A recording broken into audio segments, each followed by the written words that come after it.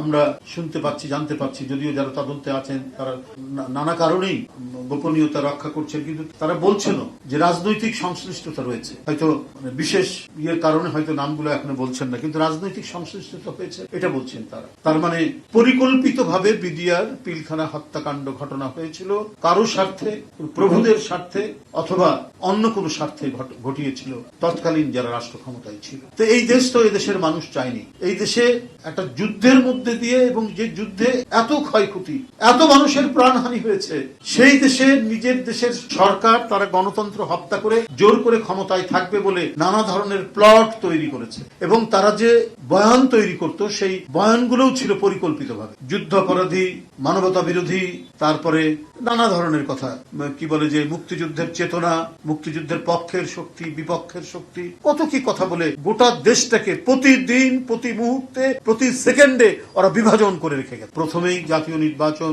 দিতে হবে, কারণ একটি নির্বাচিত জাতীয় সরকার, সেই সরকারের অধীনে প্রতিটি নির্বাচন যদি হয় সেখানে ক্রেডিবিলিটি বাড়বে এবং জনগণ দেখবে সরকার তো হয় নির্বাচিত সরকার, তো সেই সরকারের অধীনে নির্বাচনগুলো সুষ্ঠু হচ্ছে কিনা। যারা নির্বাচিত হবেন তারাই দেখাবেন যে নির্বাচন সুষ্ঠু হতে পারে। তো সুতরাং এটা আগে পরের বিষয় না। মানুষের প্রত্যাশা, মানুষ 16-17 বছর ধরে ভোট দিতে পারেনি, তাদের ভোটাধিকার প্রয়োগ করতে পারেনি। সুতরাং সর্বাগ্রে জাতীয় নির্বাচন হওয়াটাই বাঞ্ছনীয়, এবং এ ব্যাপারে বিএনপির মতামত অত্যন্ত সুস্পষ্ট।